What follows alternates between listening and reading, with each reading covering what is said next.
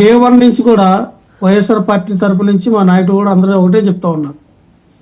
ఆ శ్రీవారి ప్రసాదంలో ఎటువంటి కల్తీ జరగలేదు, నెయ్యిలో ఎటువంటి పందికొవ్వు కానీ జంతు కలబరాలు కానీ కలవలేదని కరాఖండగా చెప్పడం జరిగింది.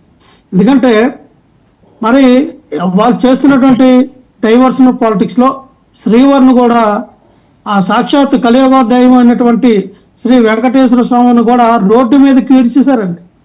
అంటే రాజకీయం కోసం, రాజకీయ లబ్ధి కోసం మాకు ఎవరైనా తక్కువే, దేవుడైనా తక్కువే, మేము ఎవరినైనా వినియోగించుకుంటాం, అవసరమైతే దేవుడితోనైనా మేము రాజకీయం చేయగలమని నిరూపించాం. ఎందుకంటే ఎన్డీఏ కూటమి యొక్క భావజనం అది.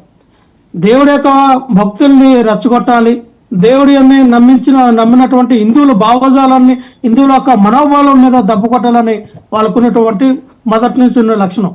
సో ఆ రకంగా వాళ్ళు రాజకీయం చేద్దాం అనుకున్నారు. అక్కడ జరిగిందేందో, అసలు ఏంటైంది, తలా తోక తెలియకుండా సనాతన ధర్మ పరిరక్షకుడు పుట్టుకొచ్చాడు పవన్ కళ్యాణ్. నీ సనాతన ధర్మాన్ని రక్షిస్తానన్నాడు. ఈ సనాతన ధర్మ పరిరక్షకుడు మరి నీ 2014లో పార్టీ పెట్టినప్పుడు నేను సనాతన ధర్మాన్ని పరిరక్షించడానికి పార్టీ పెట్టాను, నేను హిందువుల